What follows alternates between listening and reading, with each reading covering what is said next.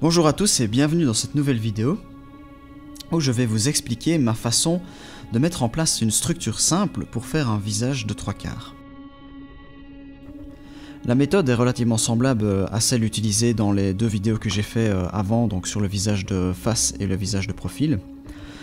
Sauf que ici, la difficulté réside dans le fait que la vue de 3/4 n'est pas une vue unique, tout comme ça pourrait l'être pour des vues de face ou de profil. Il y a plusieurs angles possibles, des angles qui peuvent se rapprocher de l'angle de profil ou de l'angle de face ou de la vue de face. Et il va falloir, pour avoir quelque chose de correct, réussir à comprendre les volumes du visage et l'effet de la perspective et la façon dont ces différents volumes vont interagir les uns avec les autres. Alors, comme dans la vidéo précédente, je vais commencer par définir le niveau de mes yeux en utilisant la touche majuscule pour faire une ligne droite. Voilà. Et je vais faire mon premier œil. Donc inutile d'être très précis à ce moment-là. Forme qui rappelle plus ou moins un œil. Et je peux faire le sourcil. Alors, maintenant ce que je vais essayer de faire, c'est de trouver la hauteur du nez. Et pour cela, je vais reporter la hauteur de l'œil 2 fois en dessous de l'œil que je viens de dessiner. Donc je prends toujours personnellement une hauteur légèrement supérieure à celle, je veux dire, de l'œil que j'ai dessiné. Une fois, 2 fois, donc mon nez s'arrêtera quelque part par ici. Je trouve l'arête du nez. Alors si vous vous rappelez, dans les proportions du visage de face, le deuxième œil est situé à une largeur d'œil. Donc d'habitude, ce que je faisais, c'est que je dessinais un œil et je reprenais cette largeur-ci que je mettais ici pour trouver mon deuxième œil.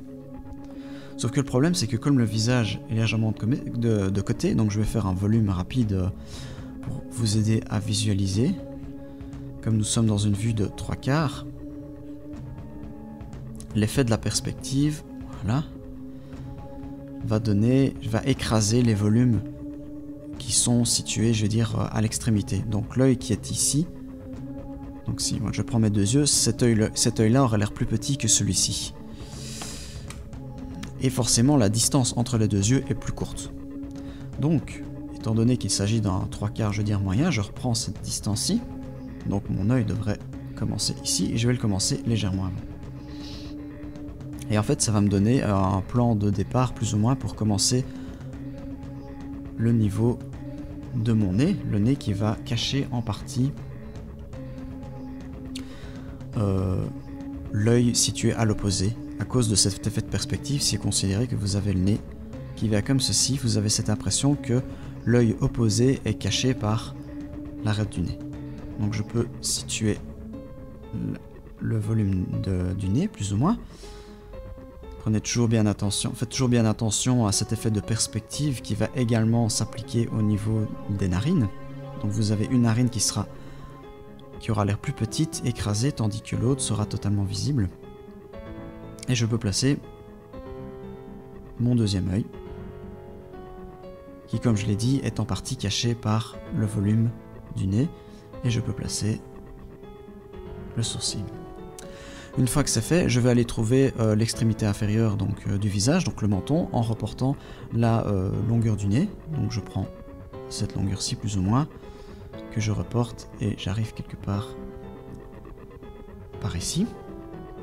Ça va me permettre de trouver l'emplacement de la bouche, de l'ouverture de la bouche, qui est située un peu plus près du nez. Si on reprend la distance que je viens de mettre, la bouche va être un peu plus haut que la moitié de cette distance.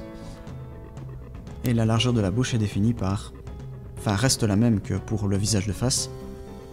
C'est-à-dire que je peux trouver la longueur de la bouche en me servant du milieu des deux yeux. Donc j'ai ce milieu-ci qui va, voilà, cette extrémité-ci, l'autre extrémité. Donc j'ai la bouche. Je vais maintenant pouvoir faire les lèvres. Toujours faire attention à l'effet de la perspective qui va donner un effet écrasé à la partie la plus extrême de la lèvre. Si vous voulez avoir des bouches réalistes, surtout en 3/4, essayez de donner l'impression que la bouche va bien s'enrouler autour du visage. Donc, vraiment cette courbe ici, Voilà. J'ai mon menton. Et je peux commencer à placer, je veux dire, l'autre partie qui est assez compliquée à mettre, surtout au début, qui est tout simplement la limite extrême du visage. Alors j'ai l'arcade sourcilière qui va ressortir, étant donné qu'on se sert, si je détaille un petit peu plus, vous avez l'arcade sourcilière. Donc si j'ai mon...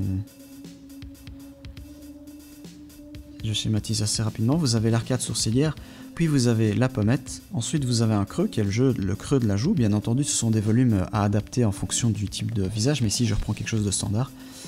Vous avez le creux de la joue, donc avec la bouche, et ensuite vous avez le menton qui aura tendance à ressortir un petit peu avec souvent un petit, je veux dire, bourrelet au niveau de la bouche. Donc je vais essayer de faire ça de façon un peu plus correcte. Donc vous avez ici l'arcade sourcilière, la pommette, vous avez le fameux creux au niveau de la joue, vous avez souvent un rebond au niveau de la bouche et le menton. Que je vais faire un petit peu plus long parce qu'il me semble que c'est un peu court.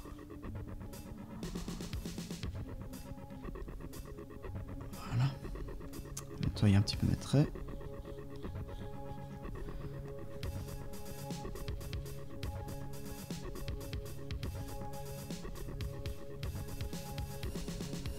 Et je peux trouver l'oreille.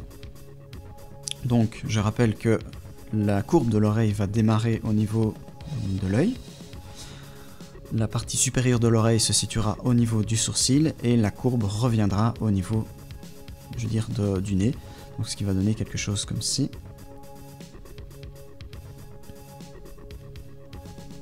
Voilà. Ensuite j'ai les volumes intérieurs que je détaillerai probablement dans une vidéo ultérieure.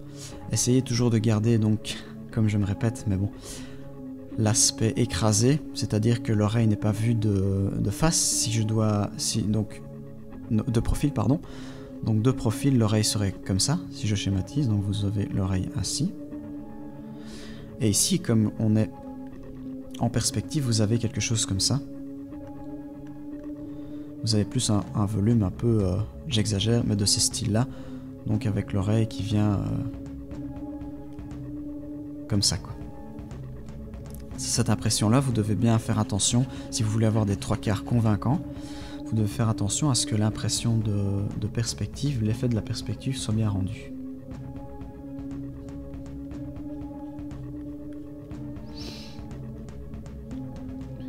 Voilà. Maintenant, je vais un petit peu abaisser pour avoir plus de place. Ouais. Et je vais faire le volume du crâne. Alors, comme je l'ai dit précédemment, le volume, la hauteur du crâne peut être trouvée en reportant la hauteur du, je veux dire, du visage si vous partez du niveau des yeux au menton. Enfin, oui, au menton. Vous reportez cette distance-là au niveau de l'oreille. Donc, je reprends cette distance-ci. Et j'arrive à ici, le sommet du crâne. Toujours faire attention, comme je le répète, l'effet de la perspective qui va donner un aspect écrasé au crâne. Plus court que ce que ça ne serait si on était en vue de profil dans ce cas-ci. Voilà.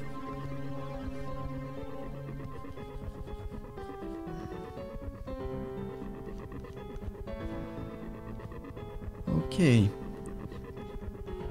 Donc là j'ai les trois quarts de mon visage qui sont faits. Je peux mettre le cou. Et j'ai la structure de base qui est mise en place. Si vous voulez agrémenter un petit peu pour avoir quelque chose d'un peu plus agréable qu'un qu'un homme chauve sans caractère, vous pouvez toujours rajouter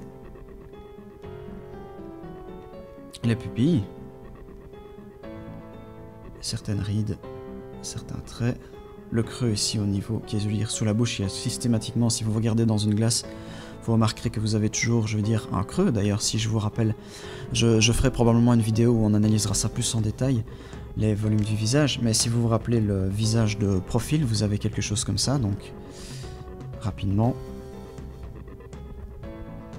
vous avez quelque chose comme ça. Donc, les proportions ne sont pas vraiment respectées. Mais ce creux-là, ici, eh ben, c'est vraiment quelque chose d'assez marqué par une ombre. Je vais marquer ça. Dessous de l'œil, étant donné que, je vous rappelle encore une fois, que l'œil ressort. Si l'on prend ici, vous avez l'arcade sourcilière qui va projeter une ombre ici. Vous avez le nez, la lèvre inférieure et la partie sous le menton qui sont probablement les ombres principales de d'un visage, je veux dire, de base.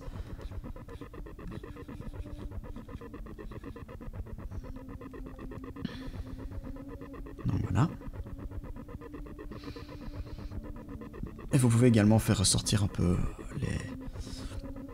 les joues et faire un creux à la limite au niveau ici de cette partie-ci, et bien sûr les oreilles que je verrai de façon plus concrète par la suite. Donc ça c'est un visage de 3/4 de base, un 3/4 entre guillemets moyen qui se situe plus ou moins entre le visage de face et le visage de profil. Maintenant je vais faire rapidement un visage de 3/4 qui est plus près du visage de face.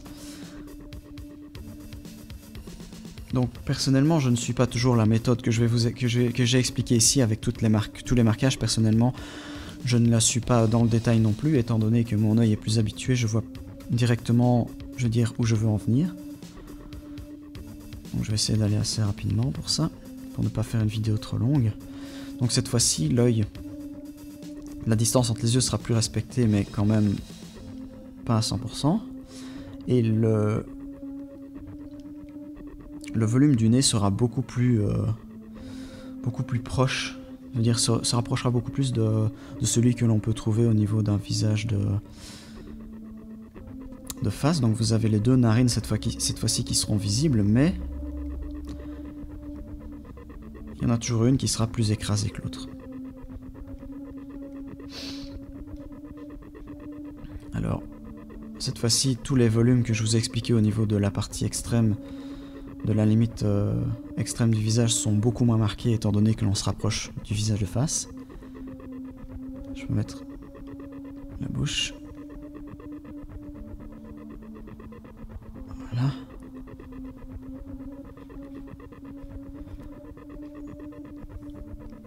Peut-être une mâchoire quand même un peu moins importante.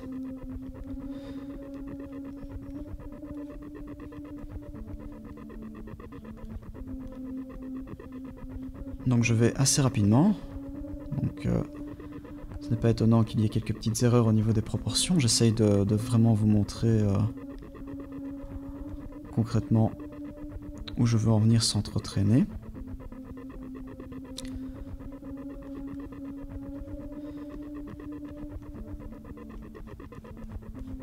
Et ensuite le crâne. Et donc vous pouvez voir que ça se rapproche légèrement plus d'un visage de face. D'ailleurs, souvent vous avez carrément l'oreille ici qui est un petit peu visible.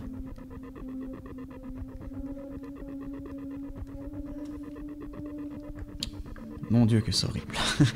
Voilà, donc c'est vraiment pour vous montrer l'idée générale. Et maintenant je vais faire un 3/4, mais qui sera plus orienté vers le profil que vers le visage de face. Donc je commence par l'œil situé à proximité. Et là, on va retrouver la même logique, mais inversée, c'est-à-dire que tout va rappeler plus le visage de profil. Avec une narine... la narine opposée qui est presque inexistante.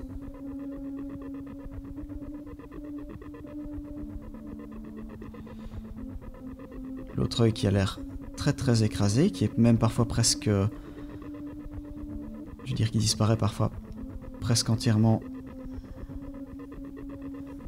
Ça ressemble à rien ce que je fais. Donc...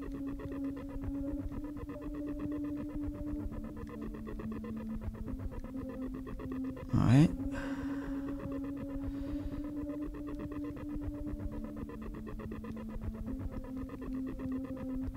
Avec la bouche qui sera presque une bouche de profil avec la partie, je vais dire, si on prend la moitié opposée, vous avez vraiment, je veux dire, une toute petite courbe, tandis que l'autre partie est beaucoup plus marquée. Et ensuite, vous avez le menton, l'oreille, qui cette fois-ci aura l'air d'être beaucoup plus plate.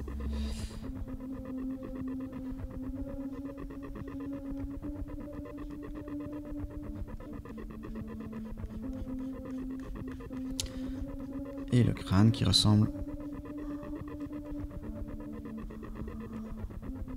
à rien, comme d'habitude avec mes crânes.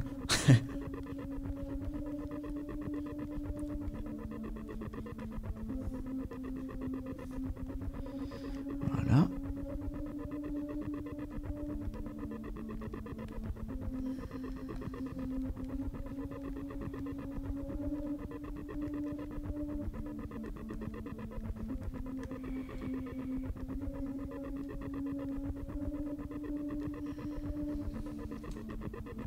Et voilà. On a fait en quelques minutes des visages de 3/4 avec une orientation différente. Encore une fois, donc pour la femme, la logique est exactement la même. Bien, en attendant, enfin, si vous voulez dessiner des visages de femmes qui sont typés, j'ai vu dans les vidéos précédentes certains, entre guillemets, stéréotypes que l'on pouvait retrouver chez la femme. Maintenant, la meilleure solution pour apprendre à dessiner restera bien entendu de pratiquer, utiliser des vraies photos, des vrais modèles et vous dessiner pour vous améliorer. Voilà, j'espère que cette vidéo vous aura aidé. Si vous avez des questions, n'hésitez pas à me faire signe, j'essaierai d'y répondre du mieux que je peux. N'oubliez pas que les conseils que je donne et les méthodes que j'emploie sont probablement partiellement imparfaites et que je suis toujours intéressé par des conseils qui pourraient m'aider à m'améliorer. Je vous souhaite de passer une bonne journée et dessinez bien.